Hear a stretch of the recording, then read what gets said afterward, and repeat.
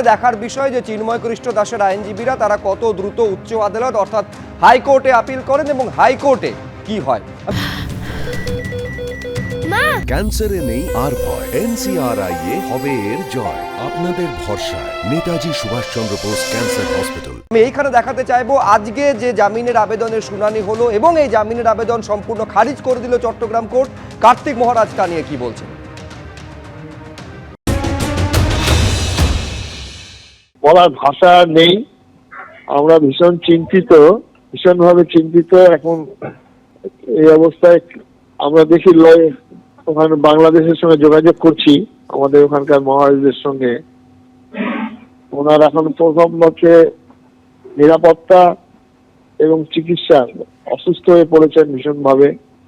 দুর্ভাগ্য আজকে সেখানে মানবাধিকার, আইন সমস্ত কিছুই একটা নিয়ন্ত্রণে চলছে।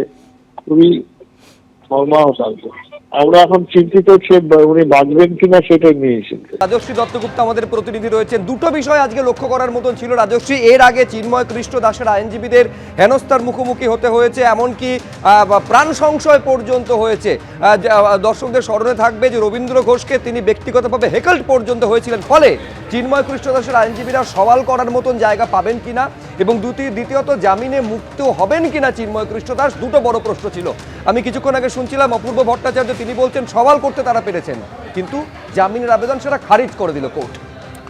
একদমই তাই। তুমি দেখো যে 26শে নভেম্বর থেকে আজকে 2রা জানুয়ারি, প্রায় 35 দিন অতিক্রান্ত এবং চিন্ময় কৃষ্ণ দাস এখনো জেলবন্দি, আজও তাই রইলেন। এরপরে ধাপ হচ্ছে হাইকোর্টে যাওয়া, এবং অপূর্ববাবু বললেন যে আমরা যত দ্রুত সম্ভব হাইকোর্টে যাব। হাইকোর্টের কাছেই এখন শেষ যে আশা, ভরসা বা প্রতীক্ষা, সেইটা এখন প্রহর গুনতে হবে। যতদিন না হাইকোর্টে এর শুনানি হচ্ছে, হাইকোর্টে আবেদন হবে, সেই আবেদন গ্রহণযোগ্য হবে, শুনানির দিন ধার্য হবে এবং তারপরে আসবে শুনানির প্রসঙ্গ। কিন্তু যেভাবে একের পর একবার জামিনের আবেদন খারিজ হচ্ছে এবং সরকার পক্ষের তরফে আইনজীবী মারফত সরকারের দৃষ্টিভঙ্গি পরিষ্কার যে তারা কড়াভাবে চিন্ময় কৃষ্ণের জামিনের আবেদনের বিরোধিতা করছেন। এবং আজকেও যেটা অপূর্ববাবু বললেন যে আদালতে সরকার পক্ষের তরফে বলা হয়েছে যে রাষ্ট্রদ্রোহিতার শাস্তি হচ্ছে ক্যাপিটাল পানিশমেন্ট, সর্বোচ্চ শাস্তি, এবং সেটা যাবজ্জীবন কারাবাস। সেই রকম একটা গভীর গুরুত্বপূর্ণ অপরাধের ক্ষেত্রে এখন জামিন দেওয়া কোনোভাবেই কাম্য নয়, এটা সরকার পক্ষ বলছে।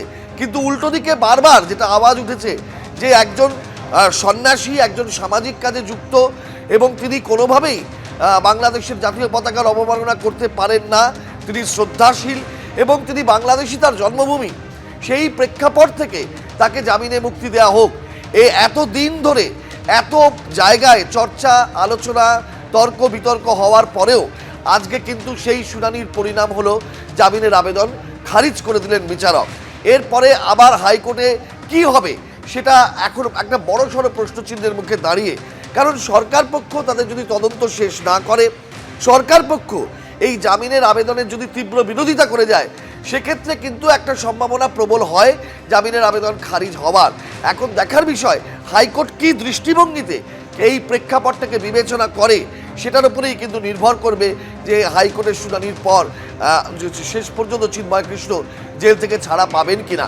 কিন্তু সামগ্রিকভাবে যে বিষয়টা হচ্ছে, অন্তর্বর্তী সরকারের একটা দৃষ্টিভঙ্গির দিক থেকে একটা প্রত্যাশা ছিল যে তারা হয়তো নরম হবেন, প্রশাসন হয়তো কিছুটা একটা এই জিনিসটাকে একটা সংবেদনশীলতার দিক থেকে দেখবেন।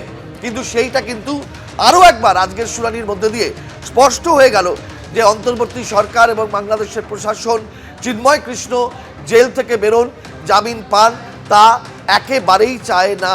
এবং সেটা তাদের যে আইনজীবী মারফত, সরকারি আইনজীবী মারফত তার যে আজকে আদালতের সাবমিশন, তার মধ্যে দিয়ে পরিষ্কারভাবে তারা সেই বার্তা দিয়ে দিল। বেশ রাজশ্রী, আপাতত তোমাকে ধন্যবাদ।